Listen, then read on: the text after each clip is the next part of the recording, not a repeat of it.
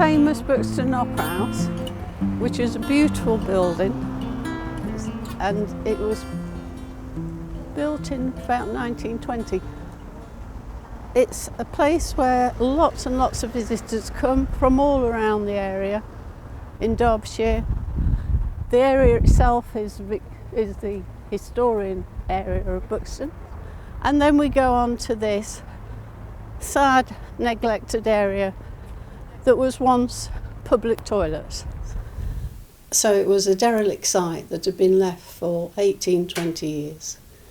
And as we stood looking at it, I just thought this would make a fantastic century garden. I believe very much in century gardens. I was a nurse, and we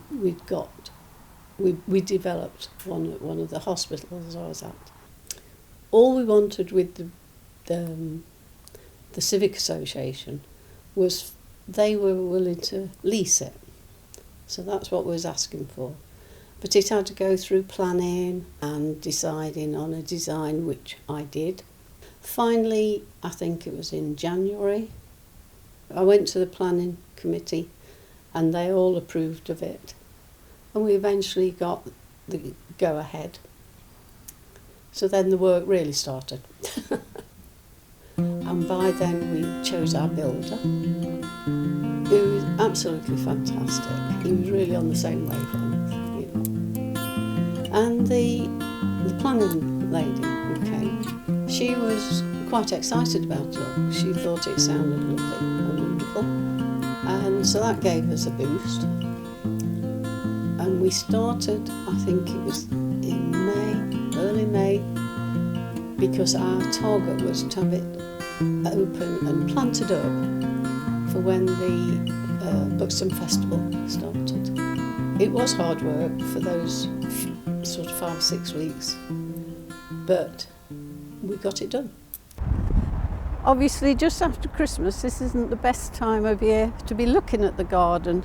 However, it's not doing bad, and we can see that lots of the plants are coming up. We've got the primroses coming up, and we've got lots of bulbs coming up.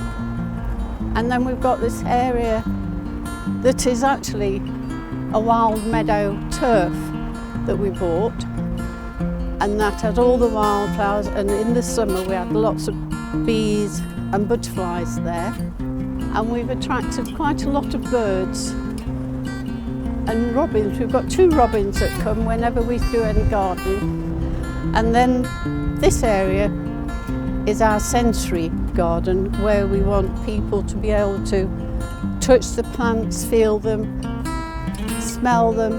There's herbs, there's sensory plants. We had some lovely Cosmos chocolate plant, which everybody loved because they smelled so chocolatey. The children loved to touch the plants. One little boy was saying how when he touched the thyme, it reminded him of his Sunday dinner, which I thought was lovely. We've got the benches, that are all recycled benches, which we was very pleased that the council agreed to.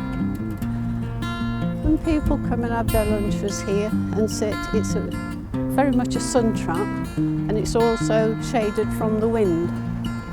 But today isn't a day to be sitting and sunbathing.